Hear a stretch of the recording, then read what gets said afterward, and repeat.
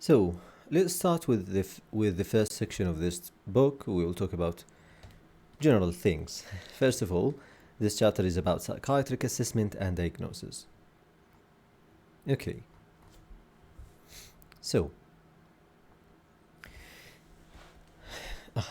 this is important, and you should notice we have a lot of algorithms and illustrations in this book, and it is very beneficial for us to go through this. So let's just go. Okay. The psychiatric assessment is different from medical or surgical assessment in that the history taking is often longer and requires understanding each patient's unique background and environment. This is the first difference. Second, a mental state examination is performed, and it's not there in medicine in general. So this is specific, or it's a special examination in psychiatry.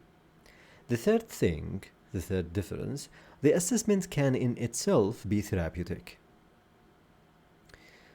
So here we have this figure that provide an outline of the psychiatric assessment, which includes psychiatric history, mental status examination, risk assessment, and formulation. Okay, we should take this outline in mind. It's very useful and helpful in psychiatry, in practice, in exams, and so on. So put that in your mind. We have psychiatric history, we have mental status examination or mental state examination, we have physical examination, risk assessment, and formulation.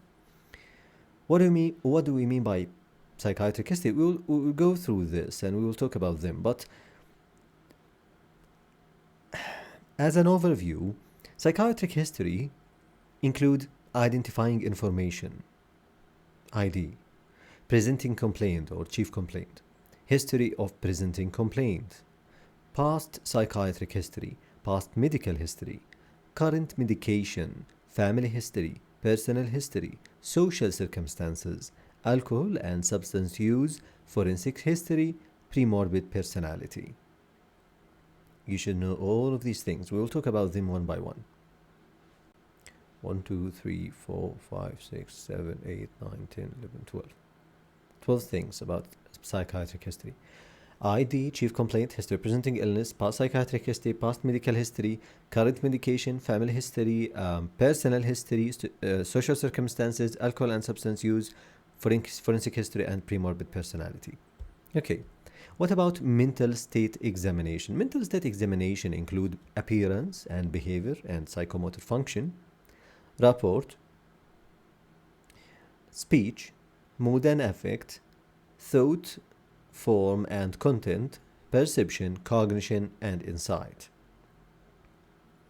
We have a mnemonic for these, which is aseptic. A for appearance, behavior, and rapport. We can add them together. A, S, speech. E, emotion, which includes mood and affect. A, sip. P, perception. T, thought, form, and content. I, insight and judgment, we can say that. And C, cognition, aseptic. Next to mental state examination, we have risk assessment. And it is included within mental state examination and psychiatric history, but we should put that in mind as a separate category because it is an important thing to do, risk assessment. We do risk assessment for self and others, for self-harm, self-neglect, exploitation, and so on, and risk for others, aggression, sexual assault, and children. And self, we are talking about the patient, him or herself, okay. Then to the formulation. Formulation includes description of the patient, differential diagnosis, description of the patient, as you see the patient, okay? So this is one. Then differential diagnosis, etiology, management, and prognosis. We'll go through them one by one, but let's start with interview technique. Whenever possible, patients should be interviewed in settings where privacy can be ensured. A patient who is distressed will be more at ease in a quiet office than in accident and emergency cubicle. Chairs should be at the same level and arranged at an angle so that you are not sitting directly opposite to the patient. So just arrange the chairs as an angle like this or something, not opposite to each other. Okay. Establishing rapport is an immediate priority and requires the display of empathy and sensitivity by the interviewer. Notes may be taken during the interview. However, explain to patients what you will be doing so. Make sure that you still maintain good eye contact. Ensure that both you and the patient have an unobstructed exit should be required. Okay. Carry a personal alarm and or know where the alarm is in the consulting room is, and check you know how to work the alarms. All of these are safety measures, safety measures that you should consider in psychiatry in general and when you do psychiatric assessment at the first time specifically. Okay.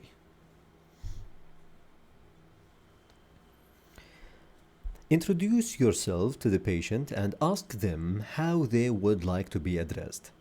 Explain how long the interview will last, if you can tell.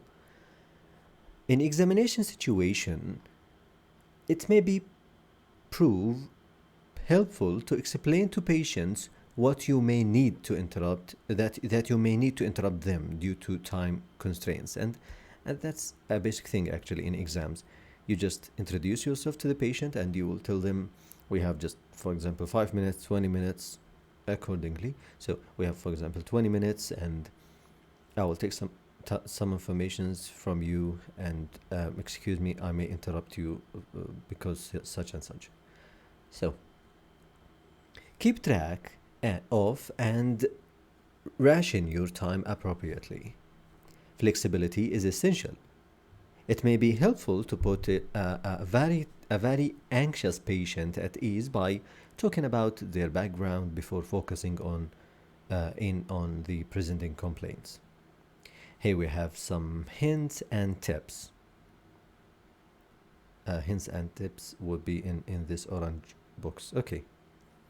Arrange the seating comfortably and in a way that allows everyone a clear exit before inviting the patient into the room. Okay. To continue about techniques, make use of both open and closed questions when appropriate. Closed questions limit the scope of the response to 1 or 2 word answers. They are used to gain specific information and can be used to control the length of the interview when the patient are being over-inclusive. For example, do you feel low in mood? So you need an answer like yes or no answer. If you ask this question, what time do you wake up in the morning? So you need a specific answer. These are some examples of closed questions. Note that closed questions can be used at the very beginning of the interview, as they are easier to answer and help to put patients at ease. So for example, you would ask the patient, do you live locally? Are you married? And so on. So these are some questions in the identifying information. We'll talk about them later on. So these are some examples of closed questions that you would start the interview with these questions. Then you will get to open questions and get back to closed-ended questions after that. Okay. What about open questions? Open questions Encourage the patient to answer freely with a wide range of responses and should be used to elicit the presenting complaint, as well as feelings and attitudes. For example, how have you been feeling lately? What has caused you to feel this way? Here we have a communication tip. This would be in green. Okay. Rapport building is vital when working in mental health. Always think why a patient may have difficulty establishing one with you. Rapport building. Okay. Is that because psychiatric delusions, withdrawal, apathy? Because failure to establish rapport should never be due to the interviewer. So this is a rule here. Okay, let's get back here. So we will start with psychiatric history. Just to remind you, in psychiatric history we have identifying information, presenting complaint, history of presenting complaints, past psychiatric history, past medical history, current medication, family history, personal history, social circumstances, alcohol substance use, forensic history, and premorbid personality. So let's start with that. In order in which you take the history is not as important as being systematic. So it's not the order, it's about to be yourself systematic. You know what you are going to do. So the order in which you take the history is not as important as being systematic, making sure you cover all the essential subsections. A typical format for taking a psychiatric history is outlined in the figure, we've talked about that, and is described in detail below. So let's start with identifying information.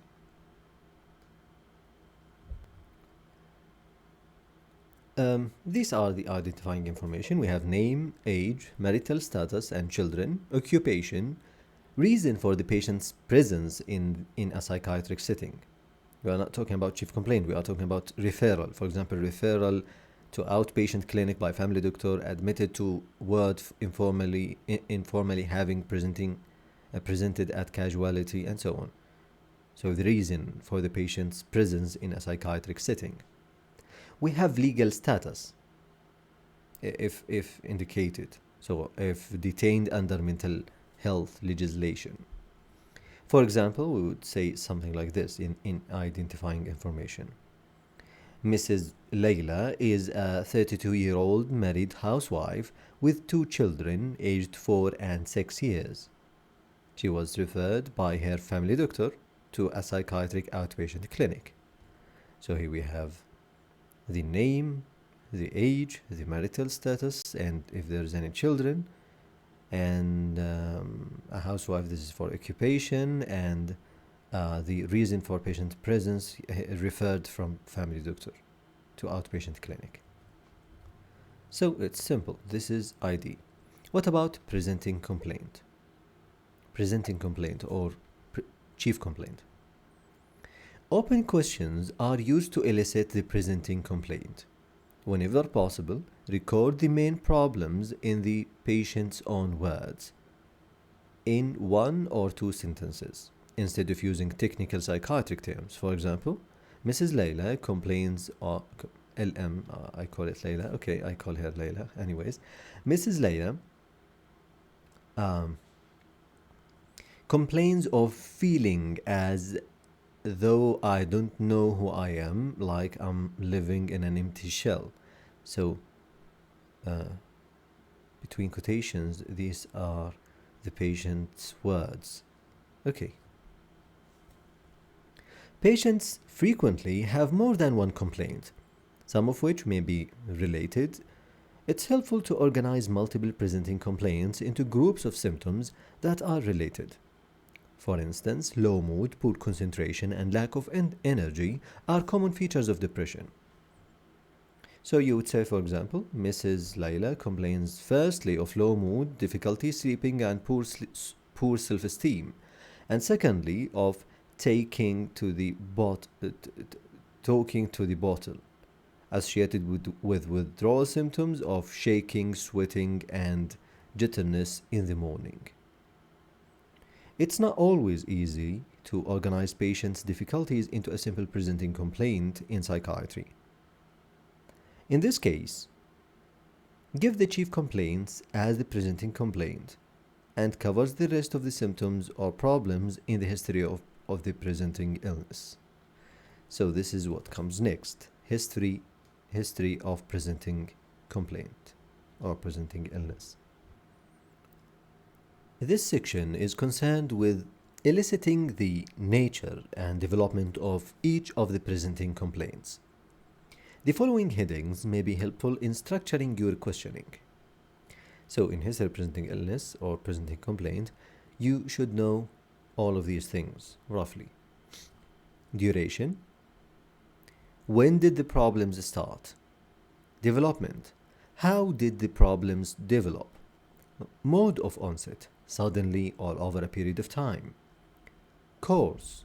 Are symptoms constant, progressively worsening, or intermittent? Severity.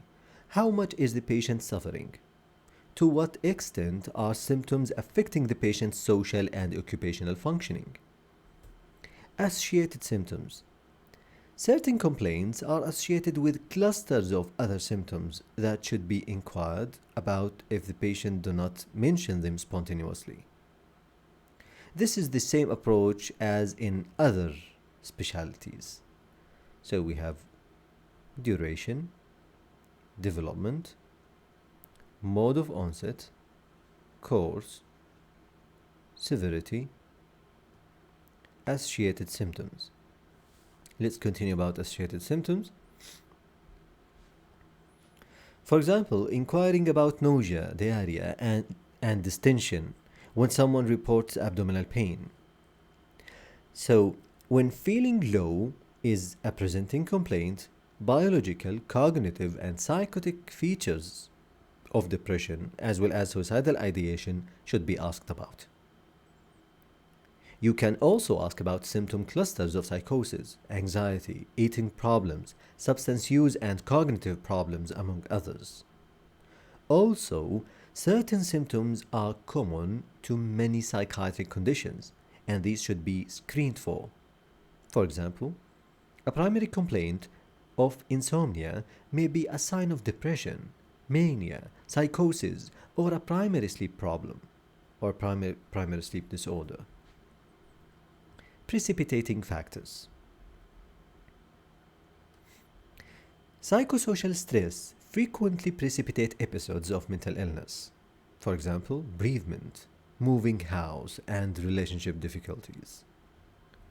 We have this table that directs you to the relevant chapter. So we will talk about suicidal ideas in chapter 6, we will talk about depressive symptoms in 11, mania, hypomania in 10, delusions in 9, and hallucinations, of course, symptoms of anxiety in 12, dissociative symptoms in chapter 14, obsessions and compulsions in 13, somatoform disorders 15, memory and cognition 7, problem drinking in 8, symptoms of anorexia and bulimia in chapter 16, and symptoms of insomnia in chapter 25.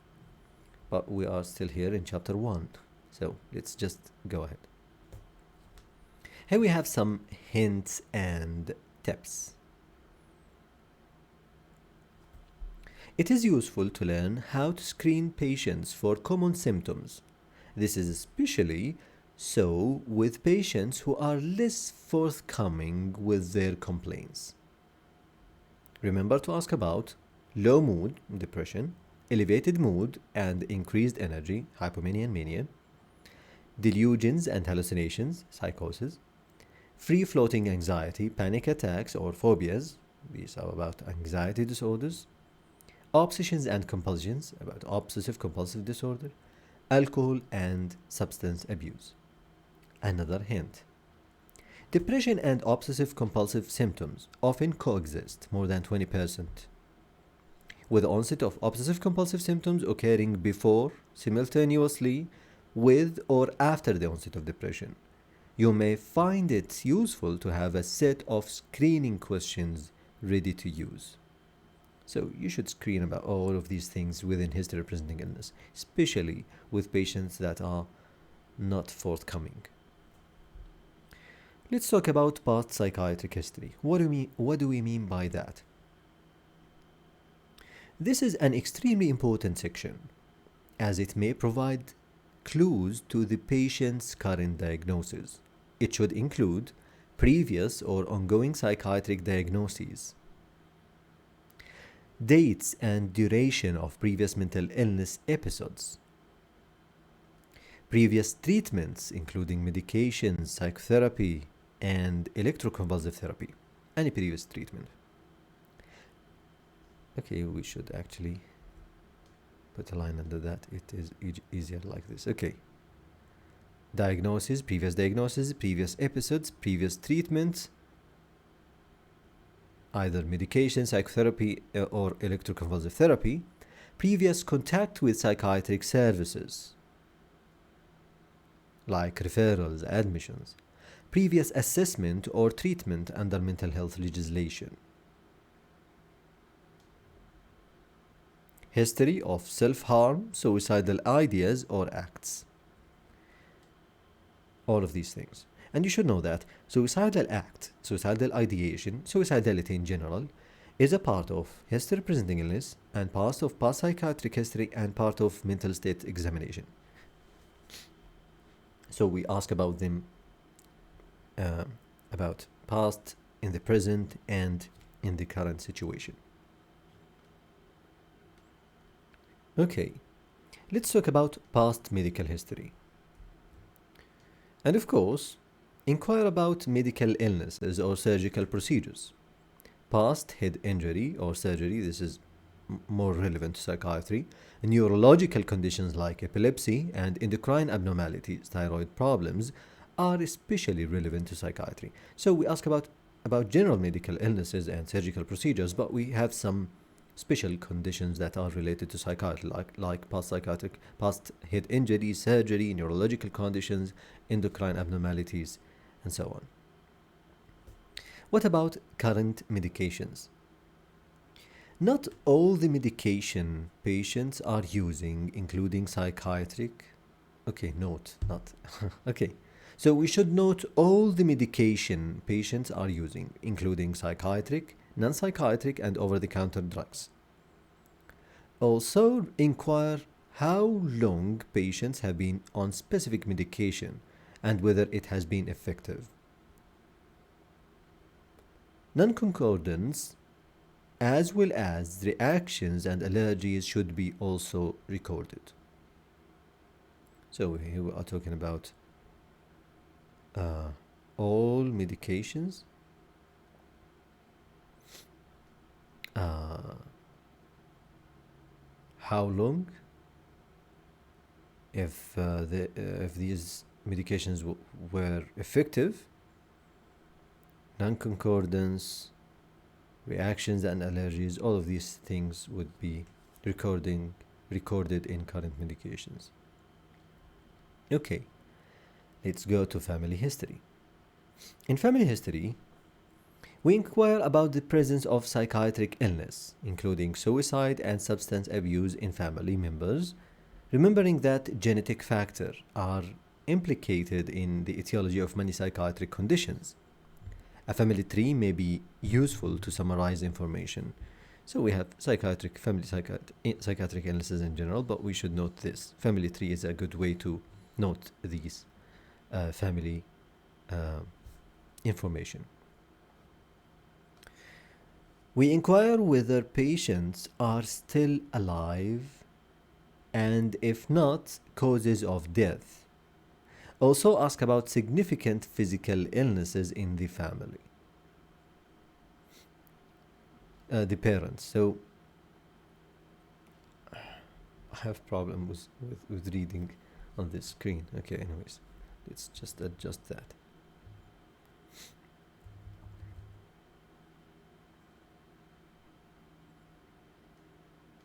Okay. Anyways.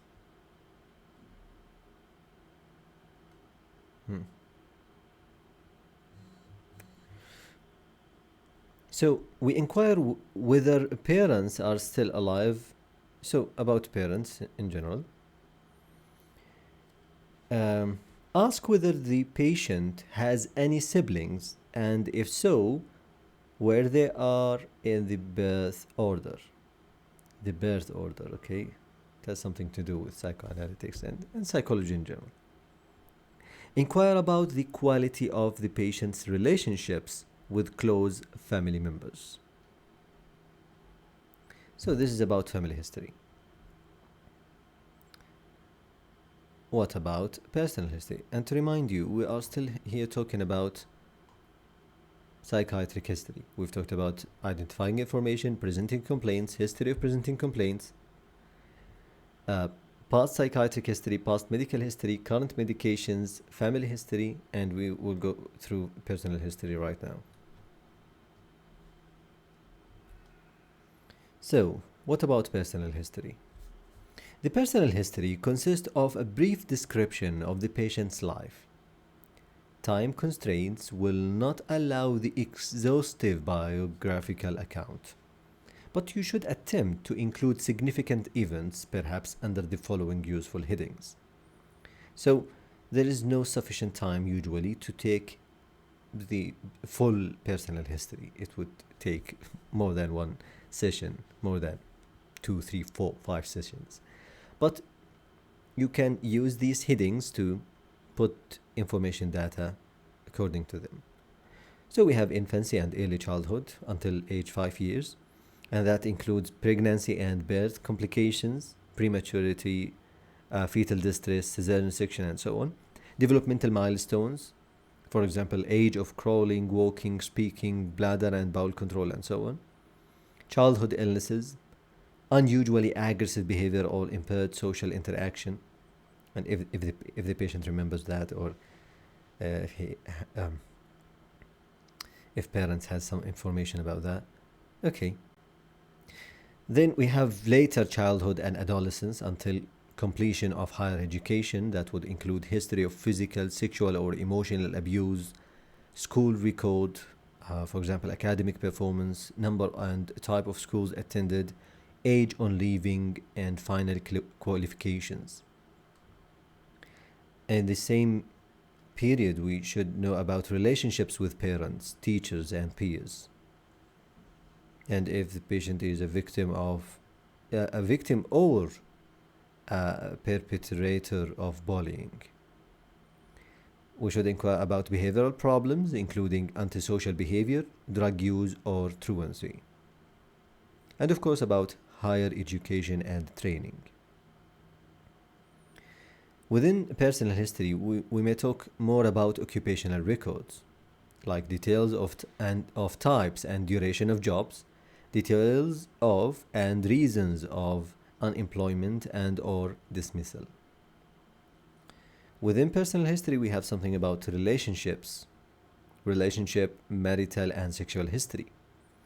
So we may talk about puberty, about significant early relationships and experiences, as well as sexual orientation, details and duration of significant relationships, reasons for breakups, and so on.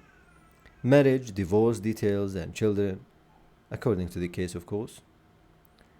Ability to engage in satisfactory sexual relationship, sexual dysfunction, fetishes, or gender identity problems. And we have a note here that these things only inquire if problem is suspected. We have some sensitivity about these issues. We have a communication note here. A history of childhood abuse is important to detect, but it can feel awkward to ask about. Most people respond well to being straightforwardly asked, "Would you say you were ever abused in any way when you were growing up?" So this will be this question. Would you say you were ever abused in any way when you were growing up? In young people or those who are struggling to build a rapport with, a more graded approach may be preferable. For example, when was your first relationship? When was your first sexual experience? Have you ever had an unpleasant sexual experience? Sometimes such experiences are unpleasant because they are unwanted or because the person is too young to understand. You may do these things to ask. Okay. To give this introduction to ask. Okay. So and you should ask this is nice. So you would say something like, okay, you say this and that, and then to leave the question open and allow the patient some room to answer freely rather than simply answering yes or no. So you ask just, sometimes such experiences are unpleasant because they are unwanted or because the person is too young to understand. And you just maybe nod with your head and wait for the patient to say it. Okay, so that's good. Okay, let's talk about social circumstances. Social circumstances, okay, this includes accommodation, social support, relationships, employment and financial circumstances, and hobbies or leisure activities. It is important to identify if the patient has current frequent contact with children. In case their presentation raises any child protection concerns according to the presentation. So these are important things. What about alcohol and substance use? This section should never be overlooked, as alcohol substance-related psychiatric conditions are very common. And unfortunately, that is the case in our societies, despite this was something rare. So we have the CAGE questionnaire. We will talk about it in chapter 8 when we talk about substance use. But the CAGE questionnaire is a useful tool to screen for alcohol dependence. If a patient answers affirmatively to 2 or more questions, regard the screen as positive and go on to check if they meet criteria for alcohol dependence syndrome. So this is a screening tool. We'll talk about it later on. Try to elicit a patient's typical drinking day, including daily intake of alcohol in units, type of alcohol used, time of first drink of the day, and places where drinking occurs, at home alone or in a pub or such. If recreational drugs have been or rare being used, record the drug names, routes of administration like intravenous, inhaled, oral ingestion, and so on, and the years and frequency of use. Also inquire about possible dependence. All of these things would be discussed in chapter 8 in details. Forensic history. Inquire about the details and dates of previous offenses and antisocial behavior, including prosecutions, convictions, and prison sentences. It is important to ask specifically about violent crime, the age of the patient's first violent offense, and whether the patient has any charges pending. Pending charges may be a source of stress for the patient, and in some cases a reason to report mental health symptoms with a view to secondary gain. So it's important to know that. Last thing in history is about premorbid personality. The premorbid personality is an indication of the patient's personality and character before the onset of mental illness. It can be difficult to ascertain retrospectively, but you should ask about this. Indirect evidence of it can be provided from the personal history. For example, have they ever been able to hold down a job or been in a long-term relationship? Have their interests changed? Patients may be asked directly about their personality before they became ill. Or it may be useful to ask a close family member or a friend about a patient's premorbid personality. For example, a young man with schizophrenia with prominent negative symptoms of lack of motivation, lack of interest, and poverty of thoughts was described by his mother as being outgoing, intelligent, and ambitious before becoming ill. So that's how you report that premorbid personality. Okay, and you should note from where you get the information. For example, here we say that as was described by his mother. Okay. Communication.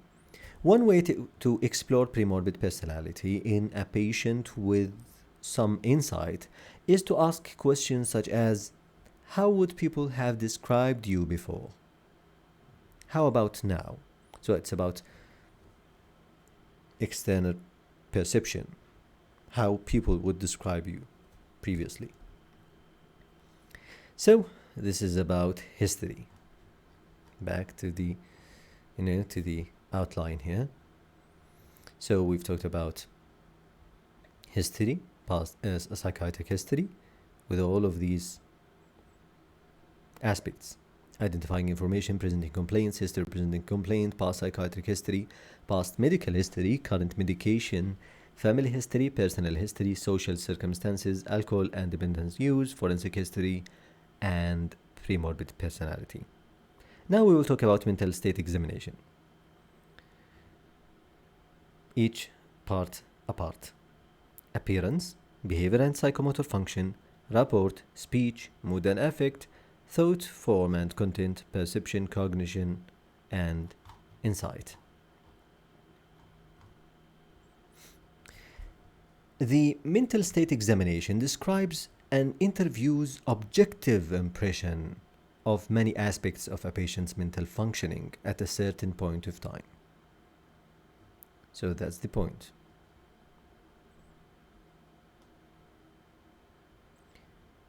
Okay. Interviewers objective impression of many aspects of a patient's mental functioning at a certain point in time. Whereas the psychiatric history remains relatively constant, the mental state examination may fluctuate from day to day or hour to hour. It is useful to try and gather as much evidence as possible about the mental state examination. And we do that while doing the psychiatric history, instead of viewing this as a separate section. So we do much of the mental state examination within psychiatric history. So, in fact, the mental state examination begins the moment you meet the patient. In addition to noting their appearance, you should observe how patients first behave on meeting you. This includes their body language and the way that they respond to your attempts to establish rapport. Here we have a common pitfall, and so this would be in gray boxes, common pitfalls. So these are some dangerous notes to take care of. The mental state examination, like a physical examination, is a snapshot of a person's presentation during the interview. Only record what the patient demonstrates or experiences during the interview. For example, if a patient reports having had a hallucination 5 minutes before you entered the room, that would be described in the history, not in the mental status examination. Much as you wouldn't record that someone had had abdominal pain prior to, but not during your physical examination. So you just you should put in mind that this description about mental state examination, it is just like physical exam. So Including history in the mental state examination is a very common mistake in student case report. So history is about history, mental state examination is about the current time. It's a cross-sectional evaluation, I would say. Okay. By the time you have finished the psychiatric history, you should have completed many aspects of the mental state examination. And you should just need to ask certain key questions to finish this process off. The individual aspects of the mental state examination, which are summarized in the figure that we viewed previously, are discussed in more detail below. There is some variation in the order in which the mental state examination is reported. Speech sometimes described before mood and sometimes before thought form, and so on. As long as you include the information, the exact order is not important. So it's not about the order of these aspects. Here we have a tip. Don't just ask questions and write down answers. Appearance and behavior are vital to the mental state examination, especially with less communicative patients. Posture, facial expression, tone of voice, spontaneity of speech, state of relaxation and movement made are all important. You may find it helpful to practice with a colleague. Try writing down 10 points that describe their appearance and behavior. So let's talk about appearance. I think the line below is much better. No, it's not. Okay, let's back to appearance. About appearance. We describe physical state, clothes and accessories, do clothes match, self-care and hygiene. Okay, so let's start with physical state. How old does the patient appear? Do they appear physically unwell? Are they sweating? Are they too thin or obese? You state that. Clothes and accessories. Are clothes clean? Are accessories appropriate? For example, wearing sunglasses indoors.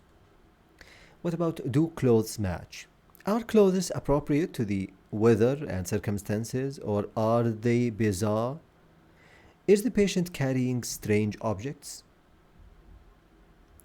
Another thing in appearance is self-care and hygiene. Does the patient appear to have been neglecting their appearance or hygiene? For example, unshaven, dirty, tangled hair, malodorous, disheveled. Is there any evidence of injury or self-harm, like cuts on wrist or forearms? All of these things would be reported as appearance. What about behavior and psychomotor function? This section focuses on all motor behavior, including abnormal movements such as tremors, tics, twitches, displays of suspiciousness, aggression or fear, and catatonic features. Demonstrating patient's behavior at the start of and during the interview is an integral part of the mental state examination and should be done in as much detail as possible. For example, you would say Mrs. Layla introduced herself appropriately, although only made fleeting eye contact. She sat rigidly throughout the first half of the interview, mostly starting at the floor and speaking very softly. She became tearful halfway through the interview when talking about her lack of self-esteem. After this, her posture relaxed, her eye contact improved, and there were moments when she smiled. There were no abnormal movements, and period. So this is a good example about to describe behavior with a lot of details.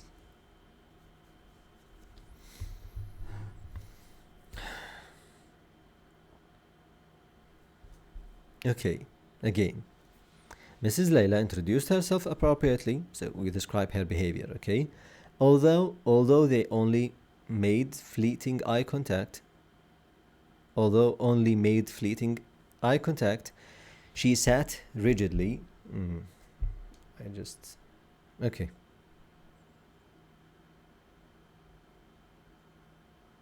Throughout the first half of the interview, mostly staring at the floor and speaking very softly. She became tearful halfway throughout the interview when talking about her lack of self-esteem. After this, her posture relaxed, her eye contact improved, and there were moments when she smiled. There were no abnormal movements. Okay, this is about behavior. The term psychomotor is used to describe a patient's motor activity as a consequence of their concurrent mental processes. Psychomotor abnormalities include retardation and agitation. Retardation, which includes slow, monotonous speech, slow or absent body movement. And agitation, this is inability to sit still, fidgeting, pacing on hand wringing, rubbing or scratching skin or clothes. So we have psychomotor retardation and psychomotor agitation. Note whether you can establish a good rapport with patients. What is their attitude toward you? Do they make good eye contact? Or do they look around the room or at the floor? Patients may be described as cooperative, cordial, uninterested, aggressive, defensive, guarded, suspicious, fearful, perplexed, preoccupied, or disinhibited. That is a lowering of normal social inhibition. Being over-familiar or making sexually inappropriate comments, this is disinhibited, okay? Among many other adjectives. So you just describe what you see in patient. So the attitude toward you, this is something. So this behavior and psychomotor function and the attitude is included within behavior. What about speech?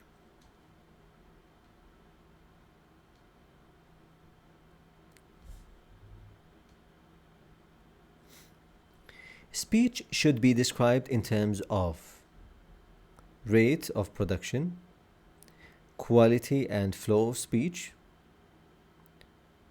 wordplay, and that's it. So what about rate of production? We may have pressure of speech that would present in mania, long pauses and perverted speech in depression, for example. This is about rate of production.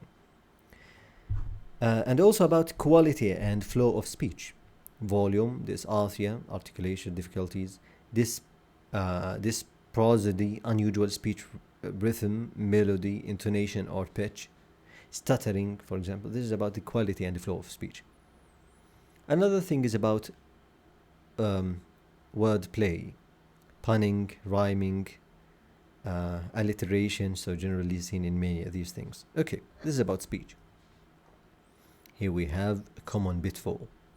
Note that disorganized, incoherent, or bizarre speech, this is flight of ideas, is usually regarded as a thought disorder and is described later in thought form section. So, disorganized speech is in formal thought disorders, it's not in speech. Okay. What about mood and affect? Mood refers to a patient's sustained subjectively, so this is mood, refers to a patient's sustained subjectively experienced emotional state over a period of time, while affect refers to the transient ebb and flow of emotion in response to stimuli. Okay. Mood is assessed by asking patients how they are feeling and might be described as depressed, elated, anxious, guilty, frightened, angry, etc. So it's described subjectively what the patient says they are feeling, and maybe described objectively what your impression of their prevailing mood is during the interview. For example, her mood was subjectively rock bottom and objectively low. So, and that's not consistent with the definition that they described here.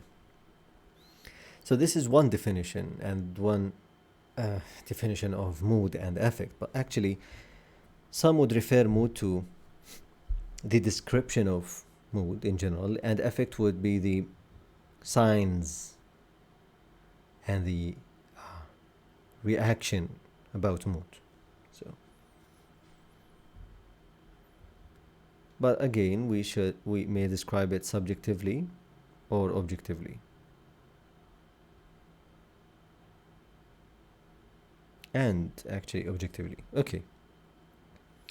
Affect is assessed by observing patient's posture, facial expression, emotional reactivity, and speech. There are two components to consider when assessing affect. So we've talked about mood. Mood is described subjectively as the patient says he or she is feeling. Objectively, by writing your impression about their feelings. Okay, that's it. But affect, we have other things. We have two components to describe affect. The appropriateness or congruity of the observed affect to the patient's subjectively reported mood. For example, a woman with schizophrenia who reports feeling suicidal but has a happy facial expression would be described as having an incongruent affect. The other thing about affect is about the range of affect, or the range of emotional expressivity. So this is affect actually, emotional expressivity. In this scene, affect may be within the normal range. These are the options here. Within the normal range. Blunted, flat. This is a noticeable reduction in the normal intensity of emotional expression, as evidenced by monotonous voice and minimal facial expression. This is flat affect or blunted affect.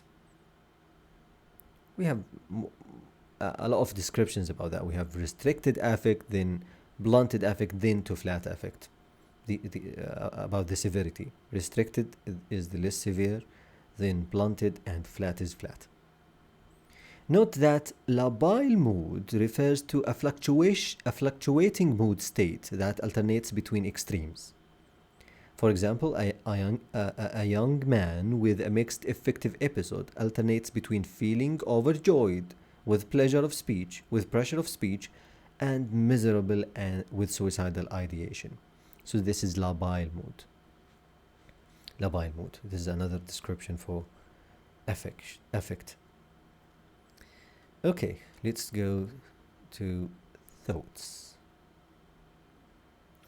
Problems with thinking are considered under two headings: thought form, abnormal pattern of thinking, and thought content, abnormal beliefs. So we have abnormal thought form and thought content. So this is form, this is content. It's important to know that. So the form is about the pattern of thinking and the content is about the beliefs and the thoughts themselves. So let's start with thought form. Distorted thinking includes circumstantial and tangential thinking.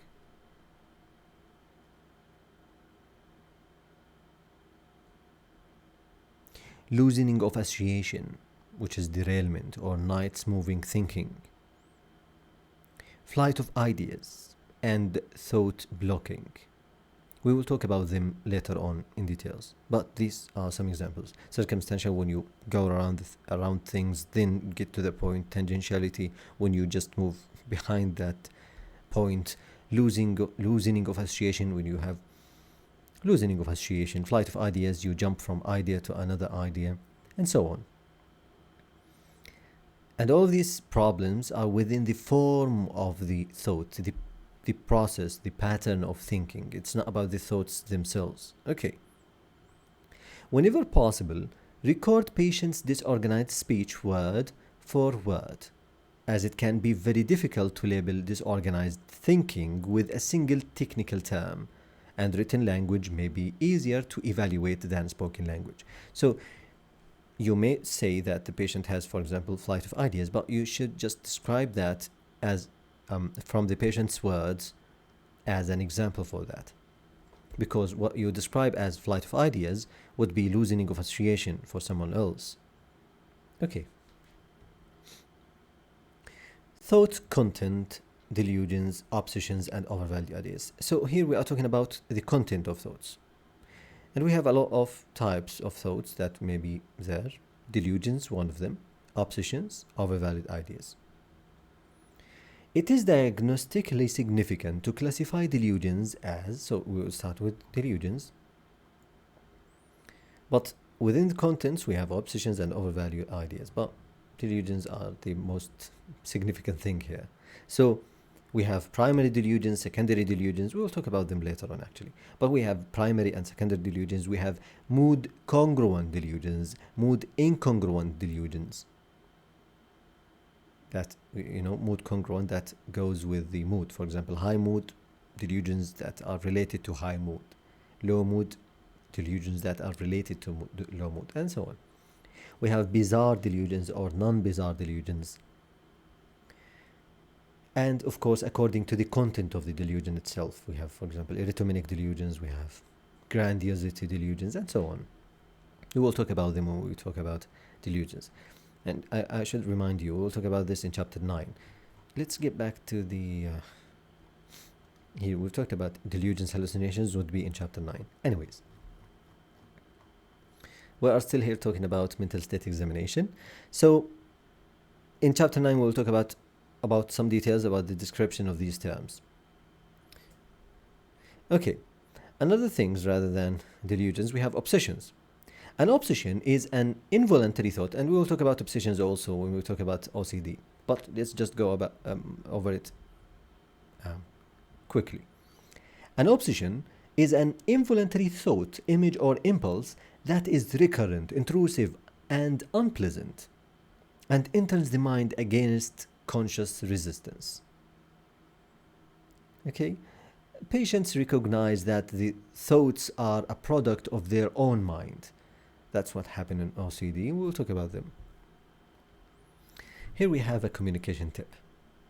Some psychiatrists include thoughts of self-harm, suicide, or harm to others under thought content, while others mention it only under risk assessment.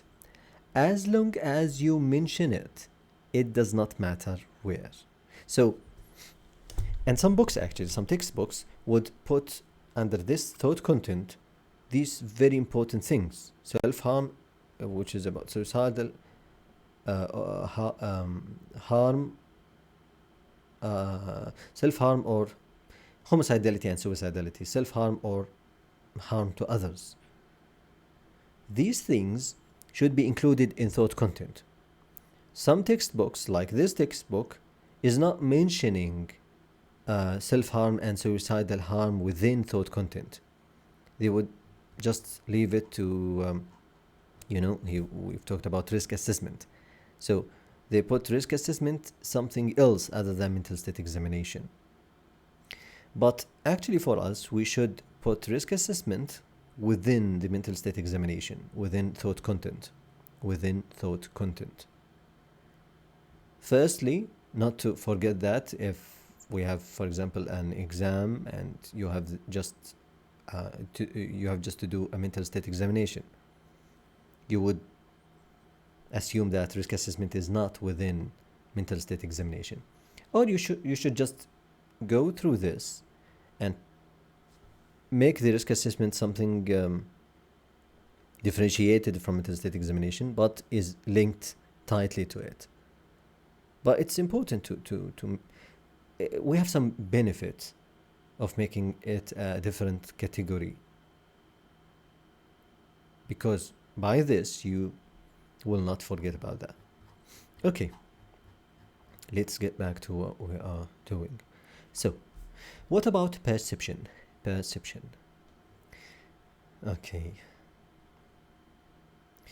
Hallucinations are often mentioned during history. However, this is not always the case. So it's important that you specifically inquire about abnormal perceptual experiences. Perceptual abnormalities would be covered in chapter 9, as we said before. But one of these is hallucinations. So if patients admit to problems with perception, it's important to ascertain whether the abnormal perception are hallucinations, pseudo-hallucinations,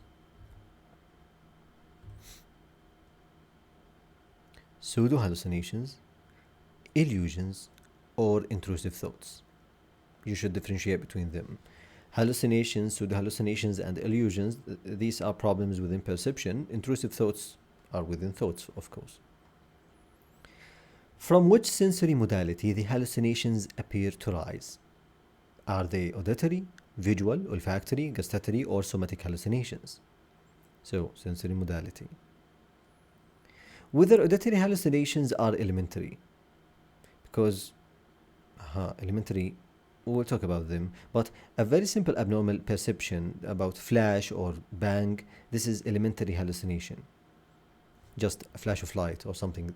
And these elementary hallucinations are not common with psychiatric problems, actually. These are common with organic problems. We'll talk about them later on. Are they elementary or complex? Why is that? If complex, are they experienced in the first person, audible thoughts or thought echo, or second person, critical psychiatry or complementary or comment hallucinations, or third person, voices arguing or discussing the patient or having a running commentary? So these are the the descriptions of these persons.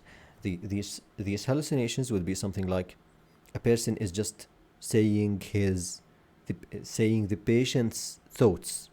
I want to do this, I will do that, I hate this, I love that. Something like this. This is first person. Second person, when these hallucinations are talking with the patient. Something like, you don't need this, you don't deserve that, you are such and such, just like that. Third person, when these voices are talking about the patient as third person. So they would say, he's doing this, he's doing that, he's bad, he's good, he's such and such. Something like that. Okay.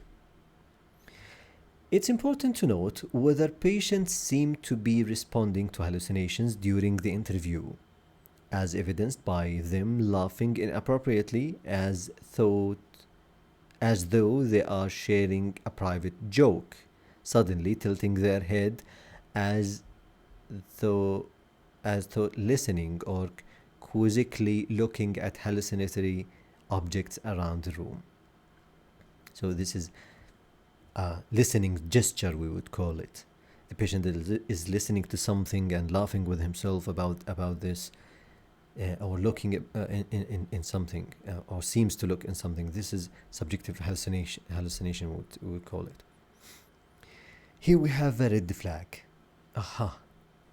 Elementary hallucinations are more common in delirium, migraine, and epilepsy than in primary psychiatric disorders. So I said that. Okay, what about cognition? We've talked about elementary hallucinations like flashes, something complex, like talking.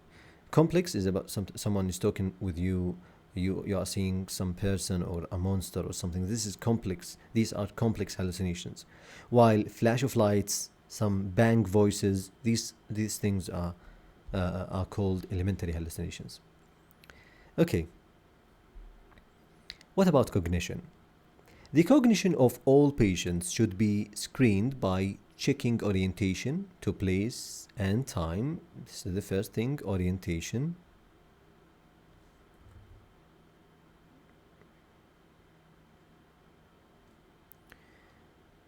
So orientation first. Depending on the circumstances, a more thorough cognitive assessment may be required. Cognitive tests, including tests for generalized cognitive abilities like consciousness, attention, orientation, and specific abilities like memory, language, executive function, praxis, perception. All of these things would be discussed in chapter 7. Okay, when we talk about problems in cognition. Insight. Aha. Insight is not an all or nothing attribute. It is often described as good, partial, or poor. But we have much more details about that, but let's just stick to this. Good insight, partial insight, poor insight. Although patients really lie somewhere on a spectrum, and vary over time, the key questions to answer are: does the patient believe they are unwell in any way? Do they believe they are mentally unwell? Do they think they need treatment, pharmacological, psychological, or both? Do they think they need to be admitted to hospital if relevant? And you may describe insight by answering these questions, not just to judge about insight, to say good insight, partial insight, poor insight. No, you may say something like, the patient has partial insight, but you would continue with answering these questions. And for example, the patient is aware that he is unwell, he is mentally unwell, but he thinks that he did, and he refuses to take any treatment because he thinks that, for example, he don't need any treatment. He doesn't need any treatment. So just like that. Okay. Risk assessment. Although it's extremely difficult to make an accurate assessment of risk based on a single assessment, clinicians are expected, as far as is possible, to establish some idea of a patient's risk to self-harm and to self, others, and children, and property. What to evaluate about these things? About self, we should evaluate thought of self-harm, suicide, self-neglect, or exploitation by others. And in chapter 6, we will explain some assessment of suicide risk in detail, because it's about that. We should also assess risk for others, including violent or sexual crime, stalking, and harassment. We'll talk about this in chapter 32. Dangerousness, okay? And risk to children include physical, sexual, or emotional abuse, as well as neglect or deprivation. So you should assess the risk about that also. And property includes arson or physical destruction of property. So this is the risk assessment. Risk assessment about self, others, children, and property. Here we have a red flag. Risk assessment is a vital part of psychiatric assessment. You should always assess risk to self and others. You should do that. Okay. And actually you should record that. Physical examination. What? Okay. So why we need physical examination? Here is the answer.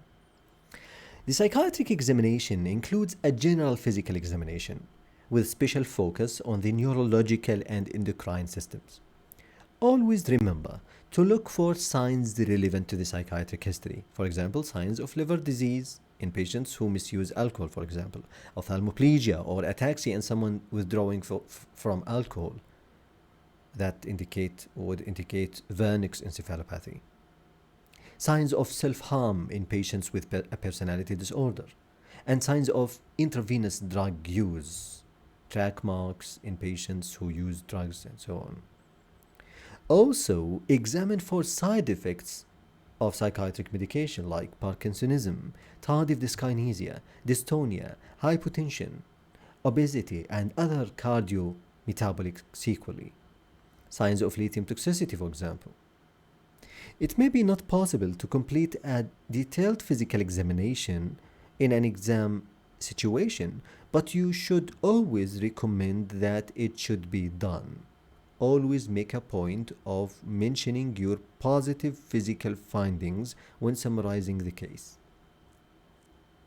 So, you may not be able to do full physical examination, but you should look for these things. So we focus on neurological and endocrine systems. Signs of relevant psychiatric history. Signs of self-harm.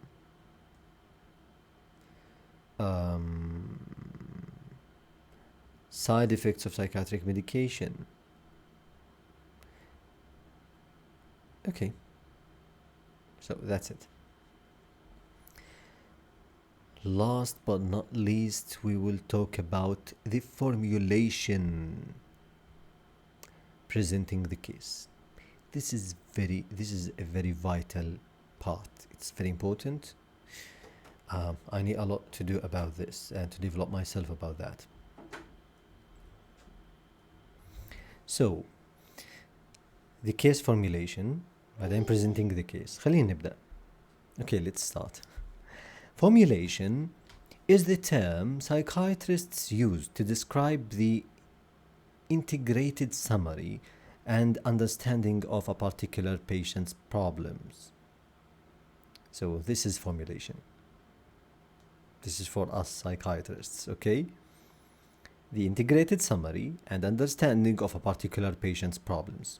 This is how we understand patients. This is the summary of the case. The formulation usually include description of the patient, differential diagnosis, etiology, management, and prognosis. So let's start with them one by one, and then we'll have an example about that. What about the description of the patient? What do we mean by that? The patient may be described, 1, in detail by recounting all the information obtained under the various headings in the psychiatric history and mental state examination, or 2, in the form of a case summary.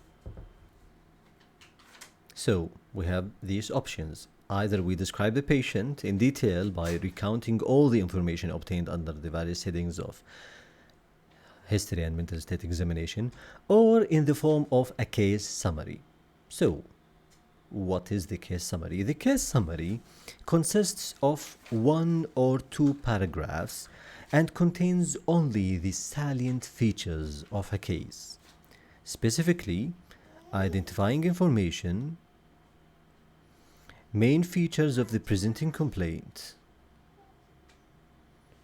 relevant background details like past psychiatric history, positive family history, and positive findings in mental state examination and physical examination. So we'll get through a case summary in a minute. But as we said before, so either we put these details or in a case summary by doing this: identifying information, main features of presenting complaints, relevant background details, positive findings in mental state examination and physical examination. Okay, here we have some hints and tips. Okay, this is my daughter. When presenting your differential diagnosis, remember that 2 or more psychiatric disorders can coexist. For example, depression and alcohol abuse.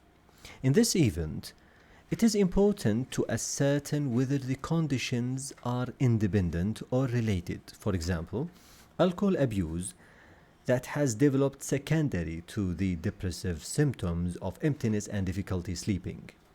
This is an example. So, this is important. Okay, so about the formulation, we've talked about description of the patient, but we need differential diagnosis, not just description of the patient. Okay, about that, the differential diagnosis is mentioned in order to in order of decreasing probability. Only mentioned conditions that you have obtained evidence about in your assessment, as you should be able to provide reasons for and against all the alternatives you list. Here we have a table that provides an example of typical differential diagnosis. Okay, this is the one. For example, here we have a differential diagnosis, some differential diagnosis for a patient. Diagnosis 1, schizophrenia. 2, schizoaffective disorder. 3, mood disorder, either manic or depressive episode with psychotic features. 4, substance-induced psychotic disorder. 5, psychotic disorder secondary to a medical condition. We will talk about these in details later on, but in general, this is what we do here. So we put what goes with schizophrenia. For example, this is for schizophrenia. Symptoms present for more than 1 month. This is with schizophrenia.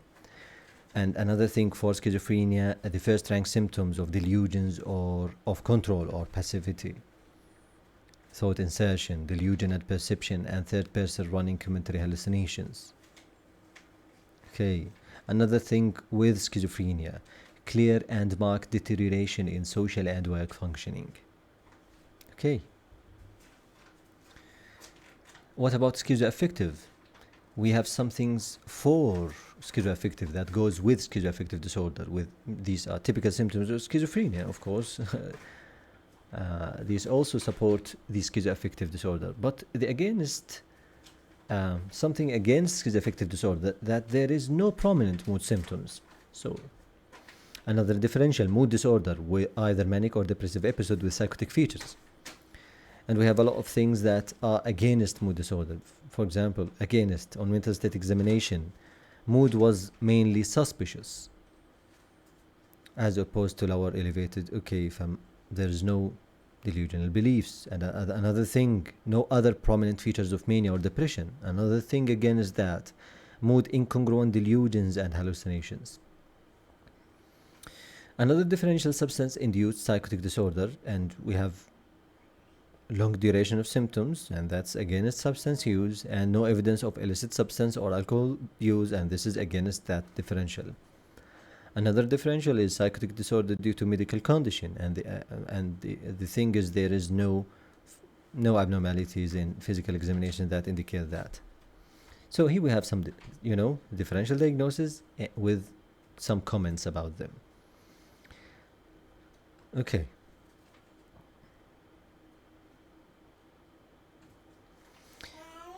So this is about differential diagnosis.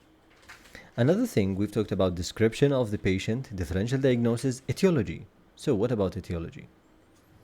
The exact cause of most psychiatric disorders is often unknown, and most cases seem to involve a complex interplay of biological, social, and psychosocial factors. This is the biopsychosocial approach, Okay. In clinical practice, psychiatrists are especially concerned with the question, what factors led to this patient presenting with this specific problem at this specific point in time? So this is the question. What factors led to this patient presenting with this specific problem at this specific point in time? That is, what factors predisposed to the problem? What factors precipitated the problem? And what factors are perpetuating the problem? So we have predisposing factors, we have precipitating factors, we have perpetuating factors. And in the same table, we will go through this to the other part of that table that we've viewed before. We have some illustration of an etiology grid that is very helpful in structuring your answers to those questions in terms of biological, social, and psychological factors. The emphasis should be on considering all the blocks in the grid, not necessarily on filling them. So it's not about filling all of these things, but just to consider them. For example, what are the predisposing factors for this patient? This is an example, you know, so there's no previous patient actually. So what made the patient prone to this problem? This is predisposing. What the patient was disposed to that made him or her prone to this problem. This is predisposing, okay? So we have biological factors, family history of schizophrenia. Is there any psychological factor that is detected? No. Is there any social factors that is no, actually. So what about precipitating factors? So what made this problem start now? So we have, yes, predisposing factors, but what made the problem start now? We have some biological factor because the peak of onset for schizophrenia for men is between 18 and 25. And this is the age of the patient. So this is a precipitating factor.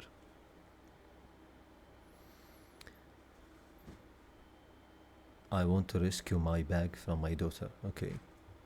Okay, back to precipitating factors. So what made this problem start now? The first biological thing is the age of onset. Okay, is there any psychological precipitating factor that is detected for this case? No. Was there any social factor? Yes. There was a breakup of relationship recently. And another thing, and recently started college. So breakup and started college. These are stressful factors that may precipitate schizophrenia. What about perpetuating factors? What is maintaining the problem? So perpetuating factors, these factors that maintain the problem or change the presenting problems or something. So we have poor concordance with medication due to lack of insight that would maintain the problem because no treatment, okay. And we have some psychological factor, which is high expressed emotion family. This is a very risky thing to relapse in psychiatry and to maintain the problem. High expressed emotion family. And the social perpetuating factor is lack of social support. So this is about etiology. So we've talked about description of the patient, differential diagnosis, etiology, and then to management. What about management? Management has different parts. We have investigations. We have specific management plan. So investigations are considered part of the management plan and are performed based on findings from the psychiatric assessment. Appropriate investigations relevant to specific conditions are given in the relevant chapters. Familiarize yourself with these, as you should be able to give reasons for any investigation you propose. So we will talk about these investigations one by one according to the chapter and the presenting problem.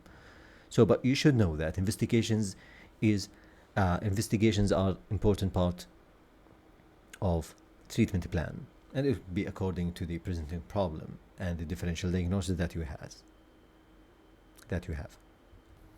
Okay, what about specific after investigations? We have this from an important part of management is specific management plan. It may help to structure your management plan by considering the biological, social, and psychological aspects of treatment. We have the biopsychosocial approach, of course, in terms of immediate to short-term and medium to long-term management. And we will get back to the, to the table to see that. So after we've talked about differential diagnosis, so we have this differential diagnosis, as we said, then the etiology,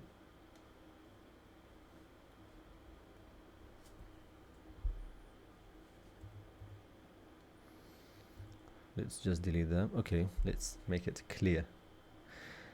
Okay, after that we have management. First of all, if we have any investigations that we need according to the case, we put them here.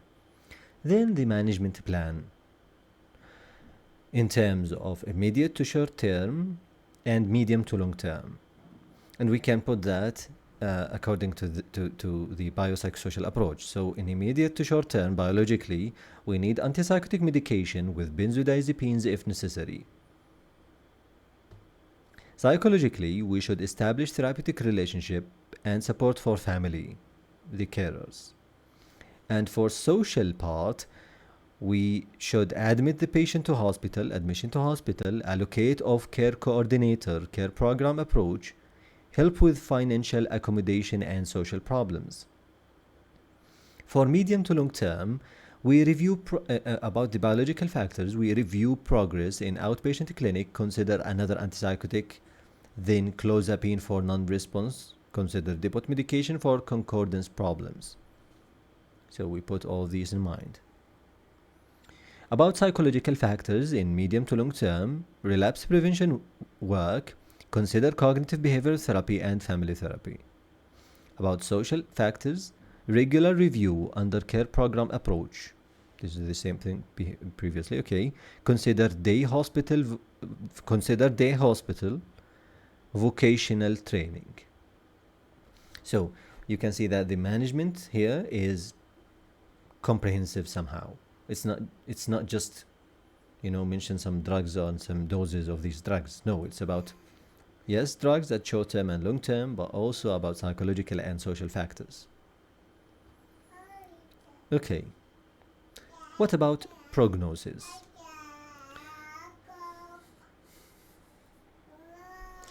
The prognosis is dependent on two factors. The natural course of the condition, which can be predicted based on studies of patient populations. These are discussed for each disorder in the relevant chapter, of course. But this is one thing, the natural course of the condition. But the other thing is the individual patient factors. For example, social support, concordance with treatment, comorbid substance abuse, and so on. And we have some, risk factors and protective factors for each patient. But we will get back to the table to know that. So we have the prognosis. Assuming Mr. PP has a diagnosis of schizophrenia, it's likely his illness will run a chronic course, showing a relapsing and remitting pattern. Being a young man with a high level of education, Mr. PP is particularly at risk for suicide, especially following discharge from hospital. Good prognostic factors include a high level of premorbid functioning and the absence of negative symptoms. You would know about these things when we reach, the chapter of schizophrenia, but this is it. So this is a good example of case formulation. But we have another example here. We have case summary. Mr. PP is a 32-year-old single man in a full-time education who recently agreed to informal hospital admission. He presented with a 6-month history of hearing voices and maintaining bizarre beliefs that he was being subjected to government experiments. During this time, his college attendance has been uncharacteristically poor. He had terminated his part-time work, and he had become increasingly social withdrawn. He has no history of psychiatric illness and denies the use of alcohol or illicit substances. However, he did mention that his maternal uncle suffers from schizophrenia. On mental state examination, he appeared unkempt and behaved suspiciously. He had delusions of persecution, reference and thought control, as well as delusional perception. He also described second-person command hallucinations and third-person running commentary hallucinations. We will discuss all these things when we talk about schizophrenia. He appeared to have no insight into his mental illness, as he refused to consider that he might be unwell. There were no abnormalities on physical examination. This is the case summary. And you can note that the formulation is about, it's not just to mention the case. We have differential diagnosis,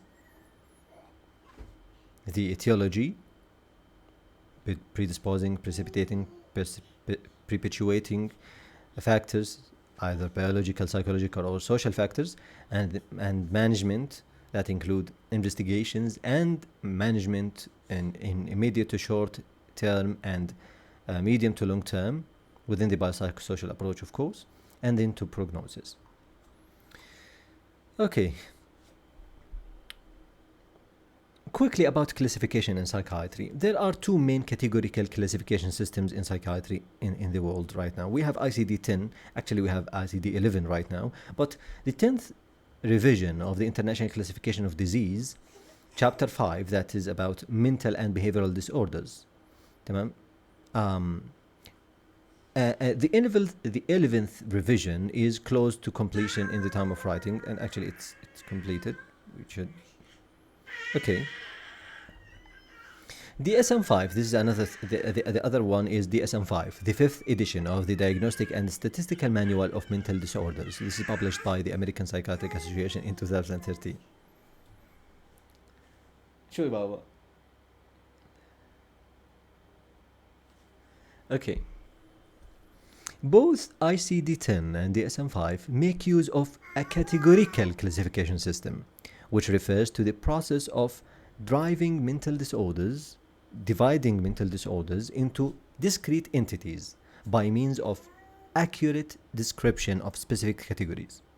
In contrast, a dimensional approach rejects the idea of separate categories, hypothesizing that mental conditions exist on a continuum that merges into normality. This better reflects reality, but is harder to put into clinical practice.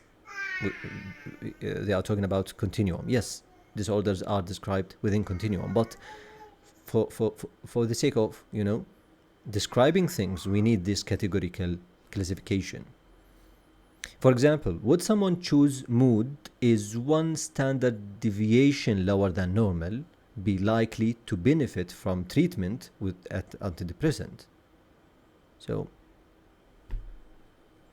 the ICD-10 categorizes mental disorders according to the descriptive statements and diagnostic guidelines. The DSM-5 categorizes mental disorders according to operational definitions, which means that mental disorders are defined by a series of precise inclusion and exclusion criteria. Note that the research version of the ICD-10 also makes use of operational definitions. We have two versions of ICD-10. Let's just go through that. In general, both ICD-10 and DSM-5 propose a hierarchical diagnostic system, whereby disorders higher on the hierarchical ladder tend to be given precedence. As a broad rule, symptoms related to another medical condition or substance use take precedence over conditions such as schizophrenia and mood disorders, which take precedence over anxiety disorders. So this is a broader role, okay, Symptoms with another medical condition or substance use take precedence over schizophrenia and mood disorders, which takes precedence over anxiety disorders. This does not mean that patients may not have more than one diagnosis, which they may actually. Rather, it means that clinicians should always consider a medical or substance-related cause of mental disorder symptoms before any other cause. The other thing to consider, remember that certain conditions have symptoms in common. For example, schizophrenia commonly presents with features of depression and anxiety, and depression commonly presents with features of anxiety. In both cases, treatment of the primary condition results in resolution of the symptoms. A separate diagnosis of every symptom is not needed.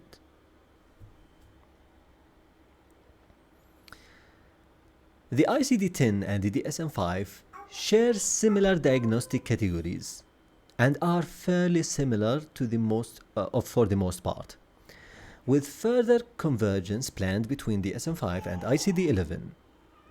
The DSM-5 and the current draft of ICD-11 not yet published, and actually it's published, okay, as I know, I don't know, just make sure about that. So DSM-5 and ICD-11 takes a lifespan approach to diagnoses. Classification begins with neurodevelopmental disorders like autism, and psychotic disorders, followed by disorders that often present in early adulthood like bipolar, depression, anxiety, and ending with neurocognitive disorders like dementia. So it takes a lifespan approach from neurodevelopmental disorders then to neurocognitive disorders. These classification systems are evolving over time as new evidence about the etiology of mental disorders arises.